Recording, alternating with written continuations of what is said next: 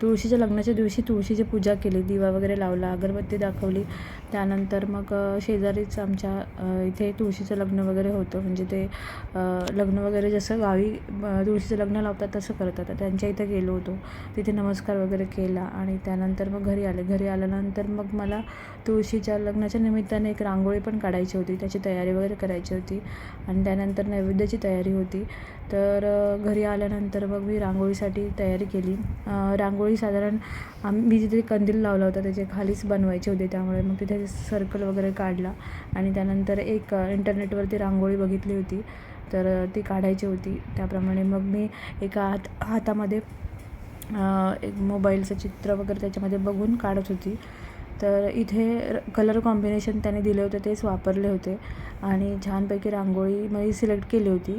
जेव्हा आपण इंटरनेटवरती रांगोळी बघतो त्यावेळी आपल्याला सवय वगैरे नसते रांगोळी काढायची, त्यामुळे जशी तशी येत नाही, पण साधारण बऱ्यापैकी मला रांगोळी काढता आली, त्यामुळे छान वाटत होतं. आणि अशा प्रकारे तुळशीचं लग्न वगैरे चांगलं व्यवस्थितरित्या त्या दिवशी नैवेद्य वगैरे दाखवून त्यानंतर मग सेलिब्रेट झाला.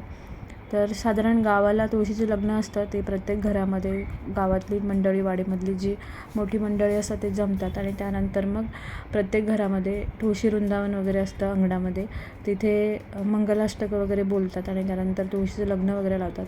माझा असा अनुभव आहे की मी गावी असताना साधारण दरवेळेला 12 ते 1च्या दरम्याने जे लोक आहेत ते यायची, कारण की वाडीमध्ये आमचं घर शेवटचं होतं, त्यामुळे तिथे सर्वात उशिरा यायचे सगळेजण आणि त्यानंतर तुळशीचं लग्न वगैरे लावायचे आणि त्यानंतर मग पूजा वगैरे व्हायची आणि दुसऱ्या दिवशी मग तुळशीमध्ये जे चिंच वगैरे ठेवलेले असतात त्या चिंचा वगैरे आम्ही गोळा करायला माझ्या शेजारच्या घरामध्ये वगैरे आम्ही जायचो.